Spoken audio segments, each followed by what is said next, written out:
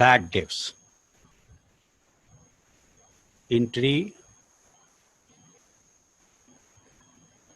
for bad debts written off.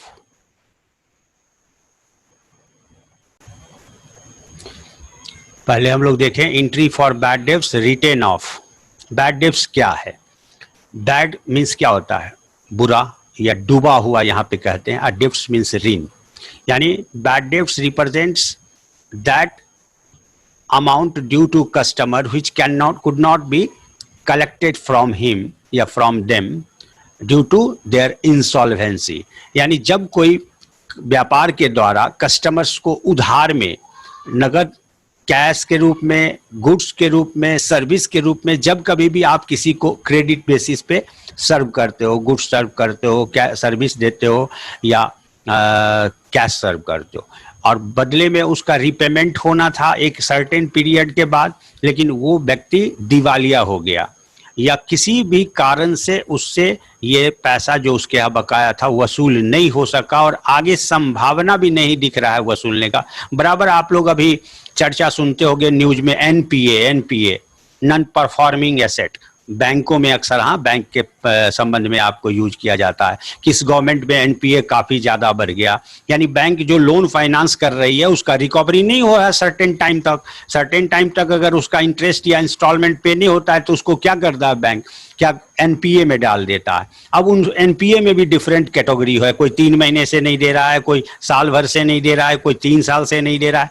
तो उसी प्रकार से परसेंटेज में बैड डेब्ट्स माना जाता है बैंक के द्वारा और उसके लिए पहले ही प्रोविजन कर लिया जाता है. तो bad debts is actual loss but provision is probable loss. Provision is always made for probability. Yani even there is remote possibility of loss, then the business will provide certain amount equal to that very loss from its profit. यानी एक व्यापार के द्वारा अगर किसी भी loss की तनिक भी संभावना है, रिमोट पॉसिबिलिटी है, तो उस लॉस के लिए पहले ही प्रोविजन प्रॉफिट से कर लिया जाता है, प्रावधान कर लिया जाता है, ताकि उस लॉस को होने पर जो कैपिटल डेफिसिट होगा उसको मेकअप किया जा सके, कैपिटल इंटैक्ट रहे. इस वजह से ऐसा किया जाता है.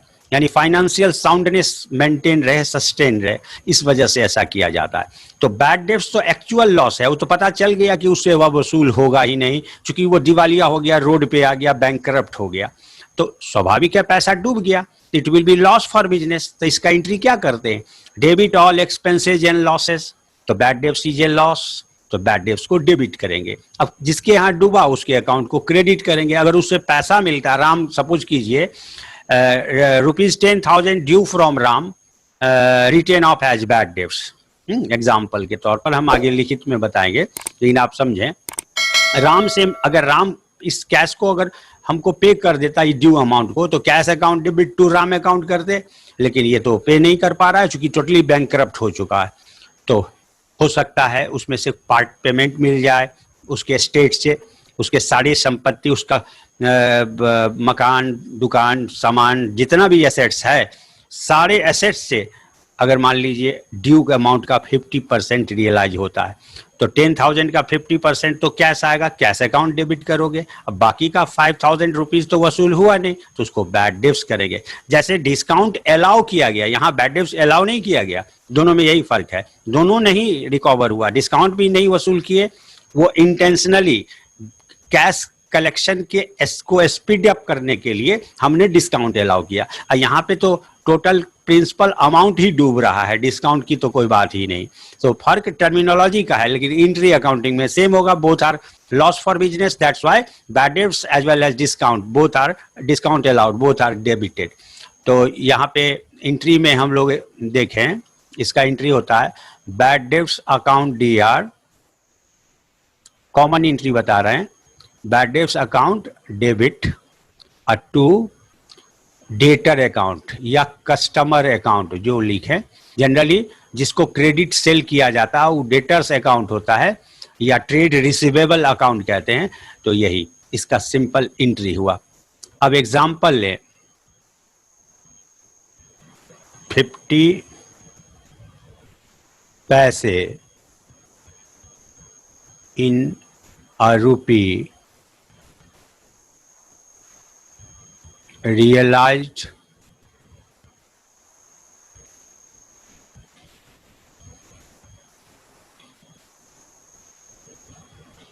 from a debtor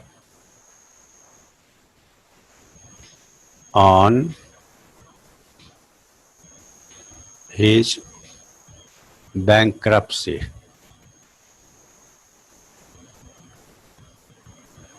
यानी Ram to whom rupees 10,000 were due, only 50 paise in a rupee is realized from his estate due to his becoming insolvent or bankruptcy.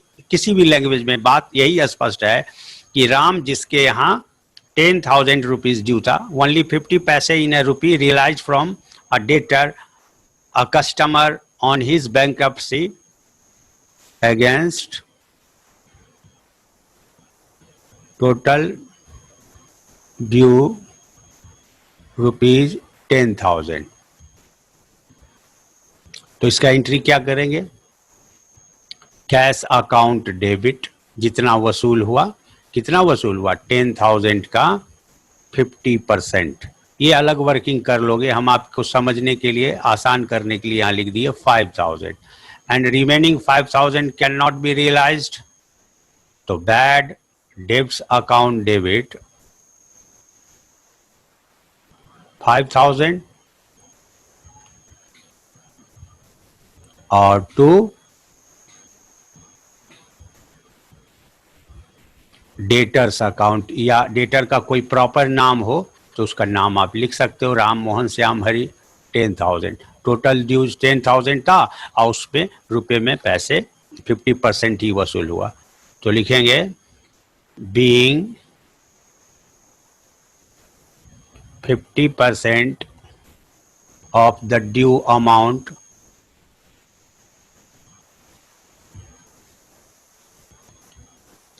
realized from debtor and balance written off as bad debts. हो गया, यही narration हो गया. अब यही आज जो 5,000 bad debts दिखा रहे, हो सकता है वो व्यक्ति डिजॉनेस्ट ना हो, वो बहुत ज़्यादा ऑनेस्ट हो.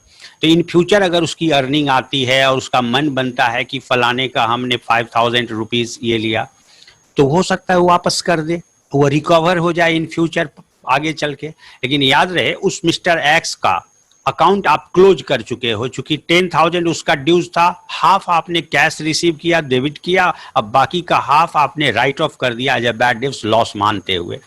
तो उसका अकाउंट तो क्लोज हो चुका है. तो जब वो दोबारा में रिकवर होगा तो आपका गेन हुआ, एक प्रकार से रेवेन्यू ट्रीट किया जाएगा. क्योंकि आज वो नहीं वसूल हुआ तो लॉस माना जा रहा है, तो कल को अगर वो रिकवर होता है तो गेन ही माना जाता है. तो गेन को तो क्रेडिट करेंगे हम लोग, लेकिन ऐसा नहीं कि देने वाला मिस्टर एक्स था तो मिस्टर एक्स को क्रेडिट कर दें, वो नहीं, पर्सनल अकाउंट क्रेडिट नहीं होगा. अब इसके लिए हम लोग एंट्री देखें आगे. एक नई घटना आ गई इसमें, bad debts recovered rupees 5,000. Bad debts recovered rupees 5,000. डूबा हुआ पैसा 5,000 वसूल हो गए.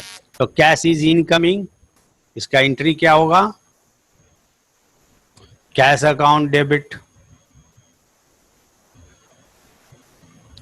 To bad debts. Bad debts तो लॉस अकाउंट है, bad debts recovered account, recovered account हो जाएगा. 5,000 डेबिट में और 5,000 क्रेडिट में. Clear? Being bad debts recovered, being narration में आप लिखोगे बीइंग बैड डेब्ट्स रिकवर्ड.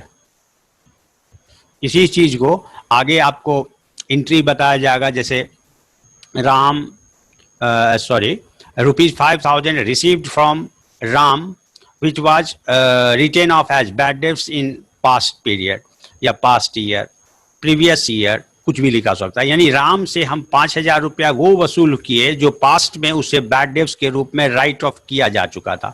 तो रिसीव्ड फ्रॉम राम, यहाँ राम की कोई भूमिका से मतलब नहीं है, क्योंकि दैट अमाउंट, राम का जो अकाउंट है वो ऑलरेडी क्लोज किया जा चुका है।